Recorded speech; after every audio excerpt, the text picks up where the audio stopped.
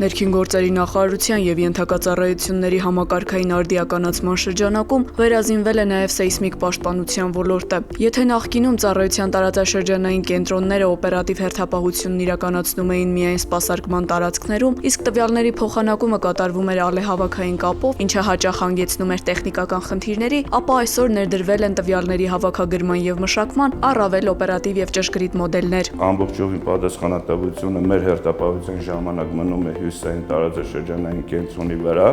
արդեն գործում է տվյալների հավաքագրման եւ օպերատիվ մշակման բաժինը, համալրված համապատասխան գույքով եւ տեխնիկայով։ Առանցքային ձեռքբերումներից է դուբլյորի կամ փոխարինելիության սկզբունքի ներդրումը։ Այժմ տարածքային ստորաբաժանումները գործում են որպես մեկ միասնական համակարգ, ինչը նշանակում է, որ կենտրոնները կարող են լիարժեքորեն փոխարինել միմյանց։ Օրինակ, եթե սեյսմիկ իրադարձության օջախը Երևանում է, ապա Գյումրու կենտրոնը կարող է ստանձնել տվյալների մշակման եւ իրազեկման ողջ գործընթացը, ապահովելով տեղեկատվության անընդհատությունը։ Ի տարբերություն նախորդ տարիների,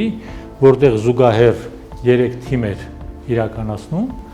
այսօր իրականացում է մի թիմ, կամ Գյումրիի թիմը, կամ Երևանի, ըստ հերթապահությունների գրաֆիկի։ Հյուսիսային տարածաշրջանային կենտրոնը նաև կարևոր մասնագիտական դարբնոց է։ Այստեղ ուսանողներն ու աշակերտները հնարավորություն ունեն գործնականում ծանոթանալու սեյսմիկ ալիքների մշակման ընթացքին, ինչպես նաև երկրաշարժի էպիկենտրոնի եւ մագնիտուդի որոշման մեթոդաբանությանը։